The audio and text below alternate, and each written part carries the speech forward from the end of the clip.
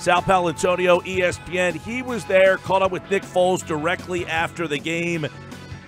And Sal, I mean, the last time we spoke was in 2018. And here we are talking about an Eagles-Saints rematch. Who would have thunk it?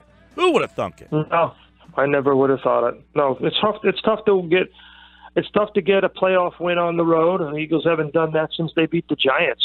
I forget the year, but it's been a while. 06. That was the Garcia team, right? Unbelievable. It's been a long, long time. That's what? That's 13 years. Yep. Yeah, that's insane. That's insane. So it's hard to do. It's hard to do.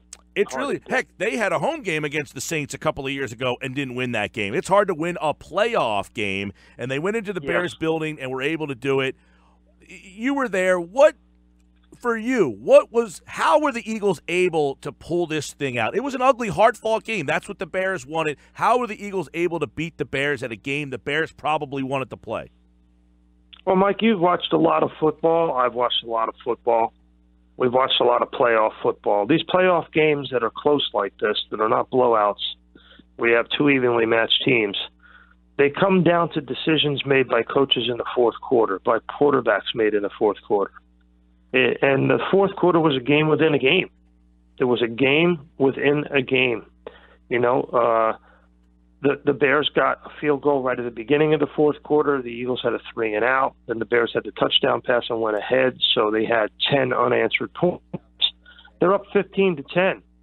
Then the two teams trade punts, and I thought that's where the game was lost for the Bears.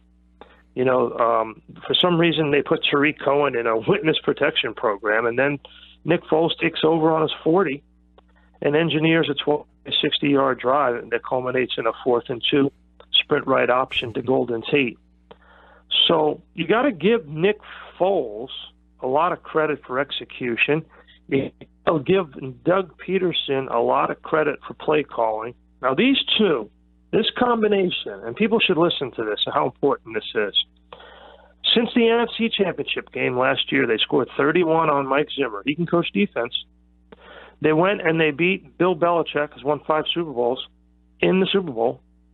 Then they went out to the West Coast when Nick Foles took over, and they beat Wade Phillips, defensive coordinator of the Rams. He won a Super Bowl in Denver. And he's got Aaron Donald, probably the MVP defensively on his team. And then they beat Romeo Crennel, who coached Super Bowls with Bill Belichick and has 2 of the best outside pass rushers in the NFL in Clowney and Watt. Then he beats Vic Fangio, who has the #1 defense in the NFL, and they beat him in Chicago with a 12-play drive in the fourth quarter to come back and win the game. So it's time that people stop using the word magic or mojo and just say it's skill, it's ability, it's smarts, it's good coaching and good football play out of Peterson and Foles. Unbelievable. What did Foles, you got a chance to talk to him after the game. How does he stay so calm and cool and humbled? Well, and he's just in the moment and very aware. He's a very mindful person. It comes from his prayer. It comes from his family background. It comes from his, he reads the Bible every day religiously, no pun intended. He's very, very religious man. And so he understands what's important in life. He's got a very close relationship with his mother and father and his family and, of course, his wife and his child. And so he understands what's important, and he has been through the fire. And see, here's the thing, is people always say to me, Sal, isn't Nick Foles going to want to cash in? Get the big money. Go somewhere else. Well, Nick Foles went somewhere else and came back. He found out that the grass is always not greener. Mm-hmm. He found out that what it's like to play for Jeff Fisher. There's a lot of Jeff Fishers out there. There's not many Doug Petersons. You just said, though, Sal, you've watched a lot of football. I've watched a lot of football. I don't know that either one of us have seen a story that parallels this, with where this team has gone with this whole situation and where his future might be. I know we're not really looking at his future, but holy mackerel, what a story that this guy is living right now. And the team is in a very emotional spot, Mike, right?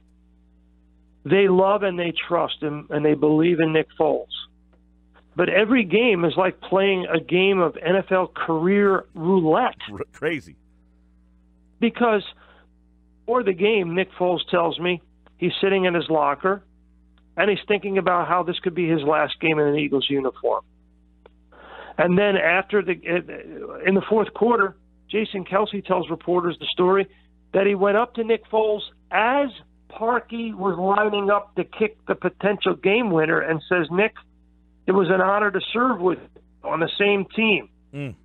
As it's happening. So it's in a very emotional state right now. Now, we all, here's the funny thing to us, tangentially. I hate to go off on this tangent, but it's important, and you brought it up, Mike. Because listen to this. All we talk about with NFL teams is eliminate distractions, eliminate outside noise. That's what coaches say all the time. That's what players say all the time. We want to eliminate distractions. What's a bigger distraction than sitting at your locker thinking this is your last game? So we could forgive Nick Foles coming out in the first half, throwing a couple of interceptions. The guy's his mind is all twisted up. Right. He doesn't know which end is up. That's how the amazement of how focused he stays while this is all going around him and he's living in this moment. That to me is amazing. That it almost seems that he doesn't allow it to enter his, mind that this could, at any moment, this could be it. And this fairy tale, whatever ride he's on, could just be shut down just like that. It's unbelievable, and not knowing where he's going to be, and that, to me, that focus is unbelievable. But I want to ask you before you run here. Yes, he's on a roller. He's on an emotional roller coaster, a career roller coaster. He could get thrown off at any moment. Before you run here, because I know you got to go, you got a lot going on. I appreciate you giving us a couple of minutes here after this game because you were down there. How the defense, 48-7, it's almost poetic they're going to get a chance to play this again. But how has Jim Schwartz got this thing turned around? Well, they got healthier and they got better in the secondary, but they got healthier on the defensive line for sure. So that's one. Listen, Mike, they went down there, they had no offense, and they had no defense. They got beat 48-7. They played poorly offensively. They played poorly defensively. All they got to do is play good. They don't have to play great. Just play good. I'll tell you what. Don't give the ball away 3 times. 48-7 with this kid playing quarterback almost makes the story perfect.